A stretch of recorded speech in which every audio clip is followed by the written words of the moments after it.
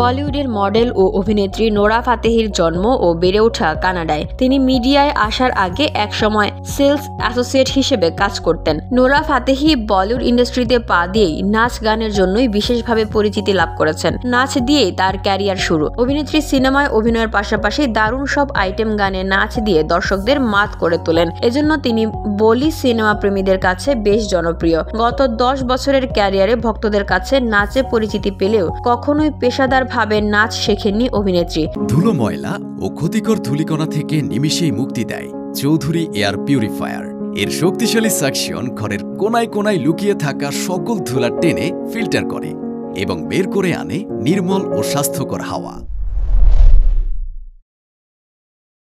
তিনি নিজেই নাচ রপ্ত করেছেন, এজন্য তার পারিশ্রমিকও আকাশ ছোঁয়া। তাহলে কত পারিশ্রমিক পান নোরা ফাতেহি? নোরা ফাতেহি সিনেমায় অভিনয় করলেও আইটেম গান তাকে বেশি খ্যাতি এনে দিয়েছে, যে কারণে গানের পারফরমেন্সে প্রায় সিনেমার সমান পারিশ্রমিক নেন অভিনেত্রী। নোরা ফাতেহির জানা অজানা কিছু তথ্য তার ভক্ত অনুরাগীদের কাছে তুলে ধরা হলো। মালয়েশিয়ান প্রযুক্তিতে তৈরি অত্যাধুনিক cleaning machine modern vacuum cleaner যে কোনো ধরনের ধুলো ময়লাকে পরিষ্কার করে ঘরকে করে তুলুন চকচকে ও আকর্ষণীয়। Modem, brand of luxury.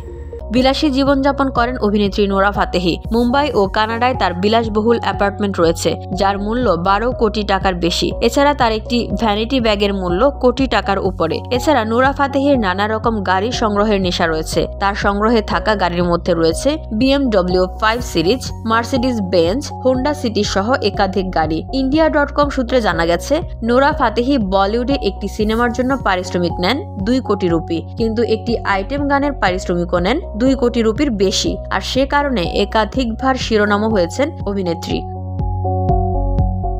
VOD Bangla news desk.